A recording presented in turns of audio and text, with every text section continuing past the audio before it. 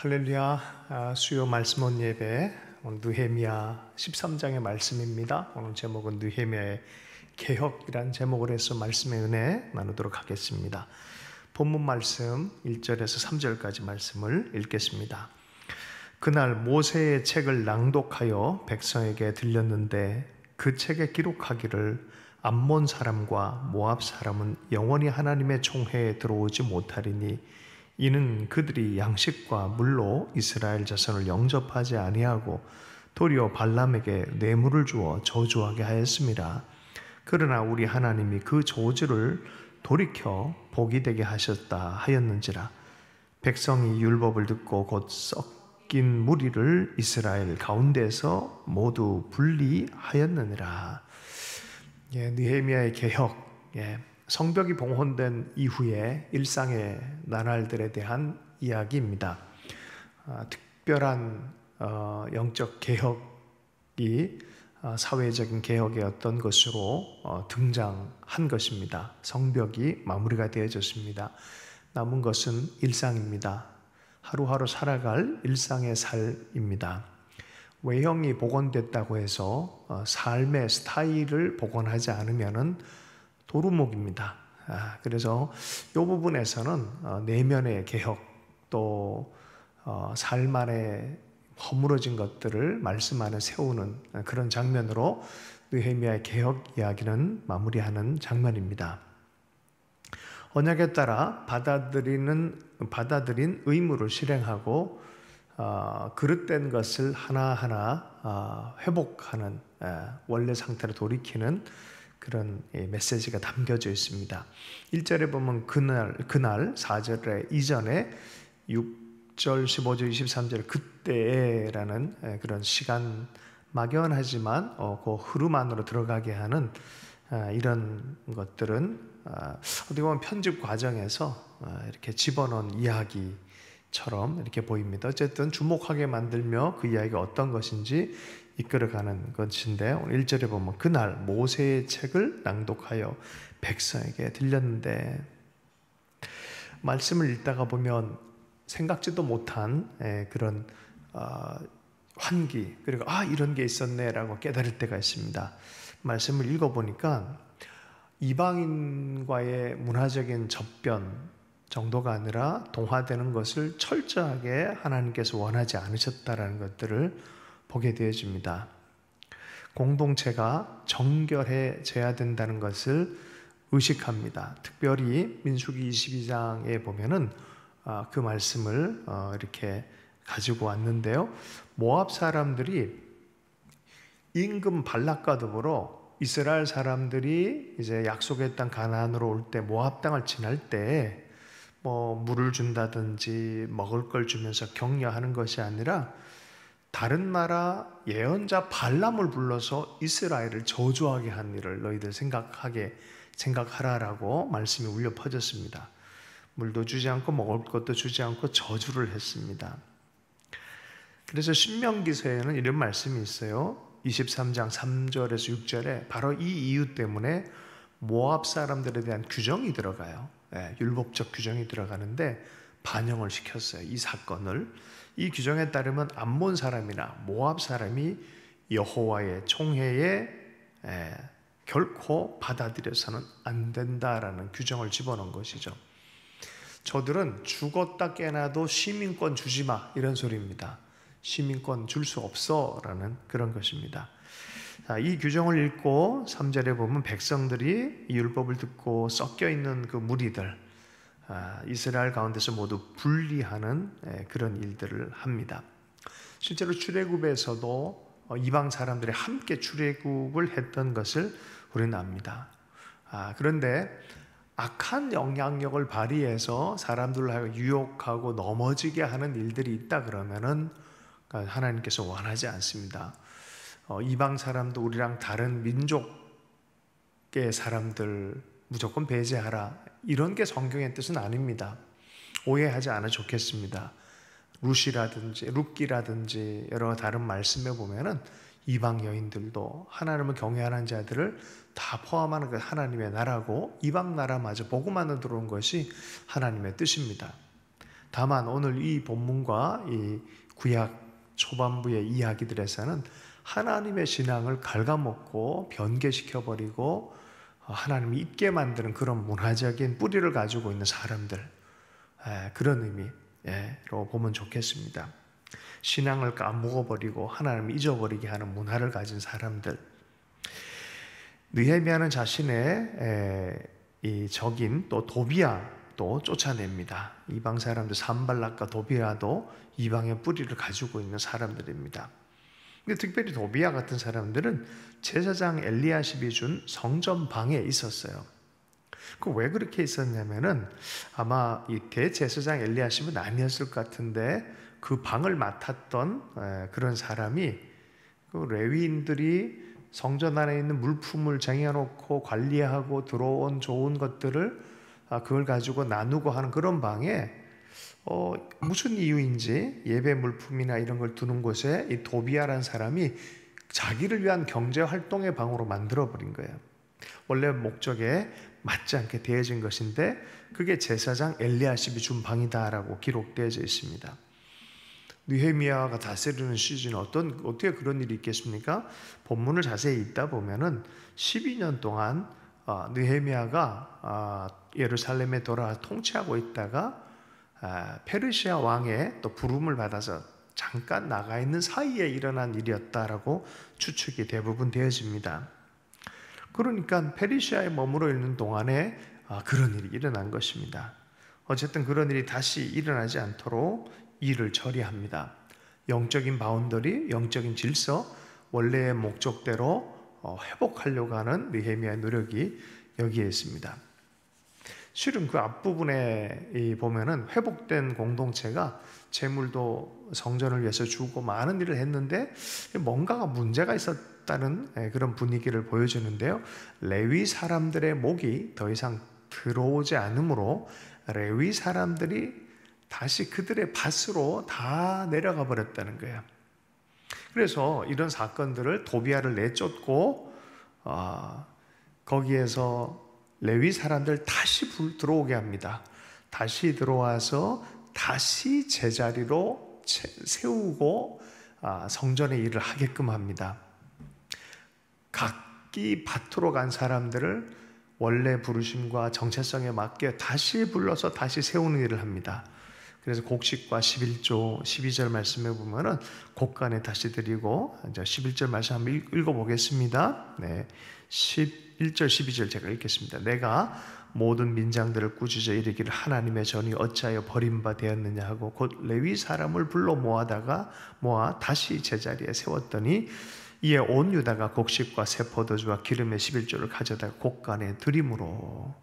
레위 사람들도 먹고 사는 문제에서는 어쩔 수 없는 상황이기 때문에 스멀스멀 아마 다 나갔던 것 같습니다. 그런데 다시 그걸 채우면서 원래 자리로 돌이켜서 예배가 바르게, 성전의 기능이 바르게 돌아가게 하는 것입니다. 그리고 13절에 보면 믿을 만한 사람들, 제사장 셀레마, 서기관 사독, 레위 사람 부다야, 이런 사람들을 창고 지기로 충성스러운 사람, 레위 사람들 또 세우고 또 이 부대표도 또 세워가지고 그 일들을 감당하게 합니다.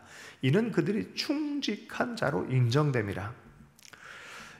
원래 제도로 돌이키고요, 사람도 충실한 사람들로 바꿉니다. 좋은 지도자이죠. 제도를 원래 정신대로 바르게 세우고 그리고 사람들도 충직한 사람들로 세웠습니다. 이러므로 말미암아 굉장히 공동체 정체성의 위기를 겪을 뻔한 것을 느헤미야는 넘어가게 합니다. 공동체의 예배, 성전의 기능이 조금씩 마비가 되어지는 것들을 성전 기능으로 돌려놓은 것입니다. 그리고 느헤미야는 성전에 드리는 세금제도를 새롭게 정비해서 문제점을 해결합니다. 제도와 왜 그렇게 된지를 분석해서 그것을 끝까지 가져가서 문제의 근원을 해결하는 굉장한 지도력과 행정력인 것 같습니다. 자, 그런데 14절에 보면은 느헤미야는 자신이 행한 선한 일을 도말하지 말라고 요 일을 행한 다음에 기도하는 것을 보게 되어집니다. 하나님, 이 일을 기억해 주십시오. 하나님의 당신의 책에서 도말하지 마시고 기억해 주십시오. 이런 분위기로 기도하는 것을 보게 되어집니다. 구약에서는 특별히 하나님의 사람들이 이런 믿음이 있었습니다. 하늘에 있는 책이 있다.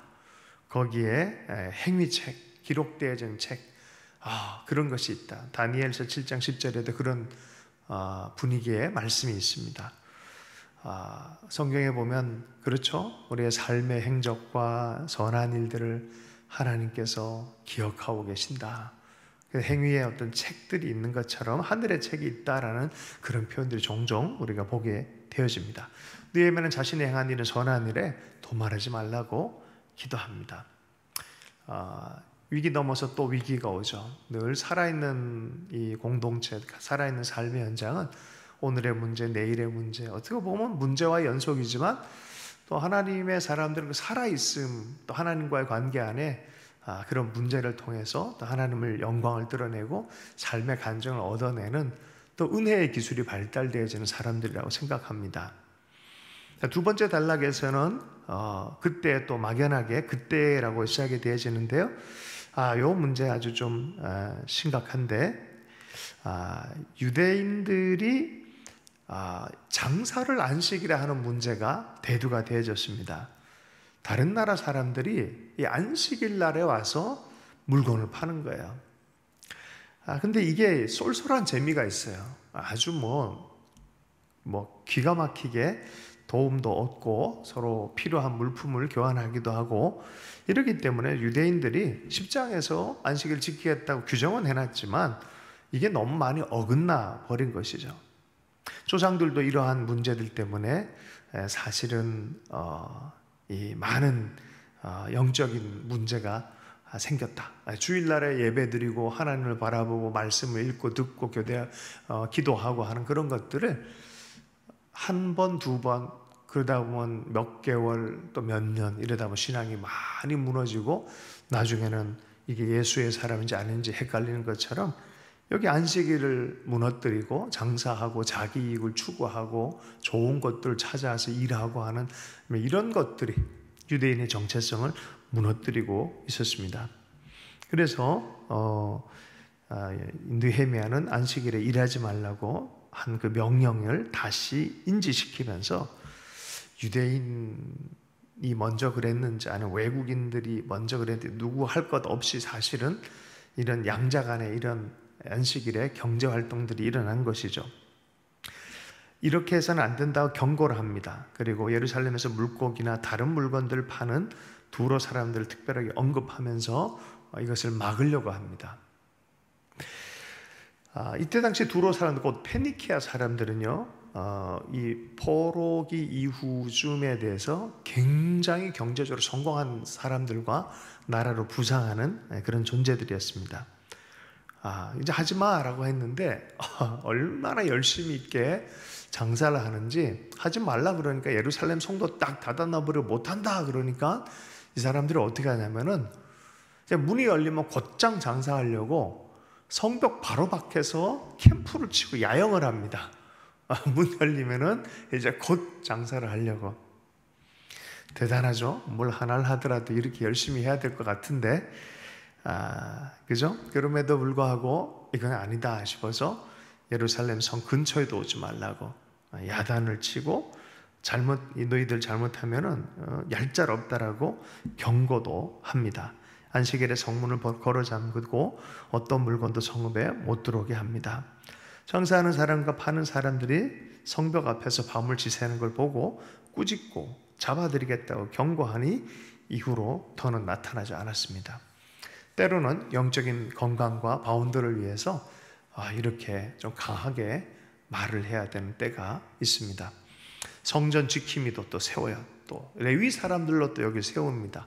이거 대충 해서는 안 될 것 같으니까 하나님을 예배하는 의미를 잘 아는 이 사람들을 게이트키퍼로 딱 지키게 합니다. 여러분, 이게 무슨 뜻입니까? 이 예루살렘 성문을 하나님을 예배하는 사람들이 잘 지키는 것이 세속적 활동을 자꾸 멈추는 것이 도리어 예루살렘의 예배의 품위를 지키는 것이에요. 때를 따라서 우리의 예배와 우리가 하나님께 기도하는 시간을 잘 잘 보호하기 위해서 이런 문지기들이 등장할 필요가 있습니다. 우리 삶의 타임키퍼, 게이트키퍼, 예배의 시간, 예배의 만남을 킵하는 이런 문지기들을 우리 내면 안에 세웠으면 좋겠습니다.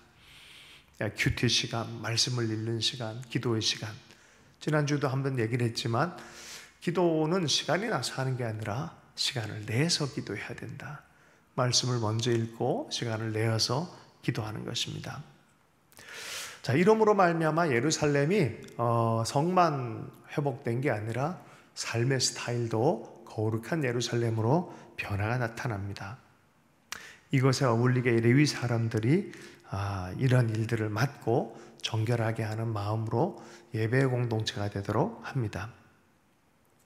마지막 문제가 있습니다. 또 좀 더 근원적인 문제인데 에스라에서도 밝혔듯이 혼인 문제입니다. 이런 일들이 왜 발생할까? 유대 남자와 블레셋 여자가 혼인하는 문제. 아스돗 여자라 표현되는데 블레셋의 수도가 아스돗입니다. 그러니까 그런 여자들과 혼인을 함으로 말미암아 하나님을 경외하는 의식들보다는 이방신 숭배, 이방인 살아가는 방식대로 영향을 받게 되어진다는 것입니다. 여기에 암몬 여자, 모압 여자도 같이 언급이 되어져 있습니다. 근데 이들의 특징이 뭐였냐면 자녀들이 낳았는데 자녀들 절반이 아스돗 말은 해도 유다 방언을 하지 못했다는 게 이게 비극입니다. 그러니까 정체성이 사라진 거예요. 언어가 사라진 거는 정체성이 사라진 것이죠. 그 언어와 연결되어져서 살질 못하는 거예요. 우리가 예수 그리스도를 주로 고백하는 사람들입니다. 하나님 나라 영광에 대해서 바라보는 사람들입니다. 그 사랑을 마음에 품은 사람들입니다. 그리스도의 십자가의 사랑 얘기하면 마음이 뜨거워지는 사람들입니다. 그런데 우리의 다음 세대 아이들이 이런 언어 자체의 의미조차도 알지 못한다 그러면 얼마나 그 비극입니까? 하나님의 정체성, 구원의 정체성, 은혜의 정체성이 잃어버린다 그러면 얼마나 비극적인 세대입니까? 그러니 화가 난 느헤미야가 때리고 머리털을 뽑고 했다는 거예요. 이게 진짜 느헤미야가 했는지 아니면 느헤미야와 함께 했던 따르는 무리가 했는지는 자세히 알 수는 없지만 법적인 제한을 하진 않았지만 어쨌든 이런 분위기들을 분명히 드러내면서 개혁을 하길 원합니다. 에스라도 그렇게 했죠. 특별히 솔로몬 임금을 본보게 하면서 하나님을 배신하도록 유혹한 사건들이 그런 잘못되어진 혼인으로 나올 수 있다라고 말하는 것이죠.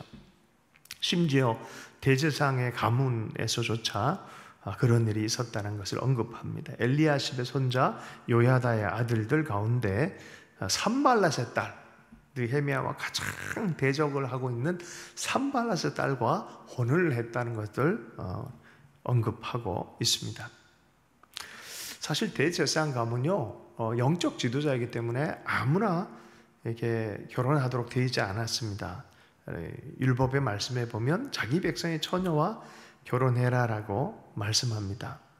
그들이 대제사장의 직분을 더럽히고 직분이나 레위 사람의 언약이 너무나 흐려지는 그런 어려움들을 다한 것에 대해서 비난합니다.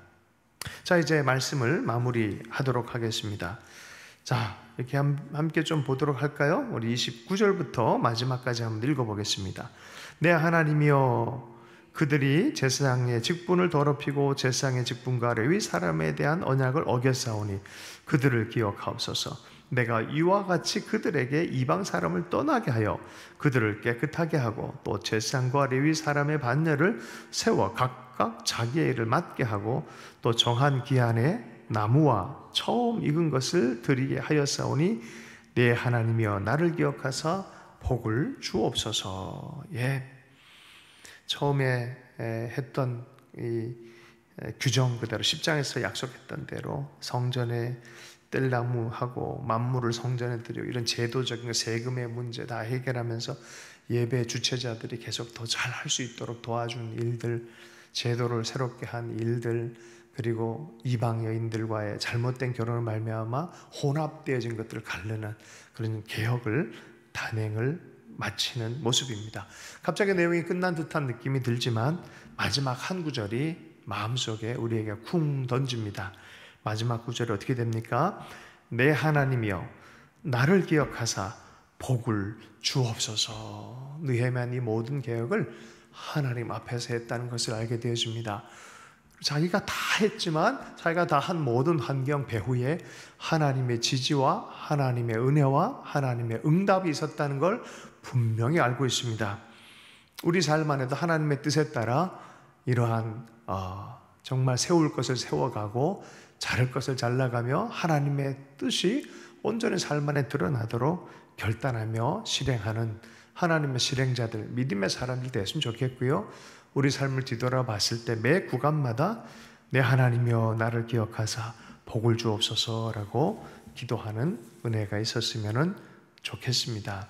하나님께서 우리의 삶을 보고 계시고 하나님의 뜻에 따라 세워지는 말씀의 삶을 지지하고 계신 줄로 믿습니다. 주신 말씀 붙들고 함께 기도하겠습니다. 하나님 아버지, 우리의 삶을 기억해 주시고 주께서 또한 복을 주시며 주님의 나라 일들을 전진시켜 주신 것에 대해서 감사합니다. 너희는 먼저 그의 나라와 그의 의를 구하라. 그리하면 이 모든 것을 너희에게 주시리라 하신 말씀대로 우리로 하여금 주님의 마음에 갈망과 뜨거운 사랑이 불붙게 해주셔서 주를 위하여 일하는 삶이 되게 하시고 그것이 우리의 성취의 어떤 것이 아니라 주님을 사랑하는 증거가 되게 해주시고 그리함으로 불붙은 그 사랑 안에 참된 개혁의 힘을 가지며 삶을 개척하며 길을 열어가며 주를 위하여 사는 자가 될 수 있도록 은혜 허락하여 주옵소서.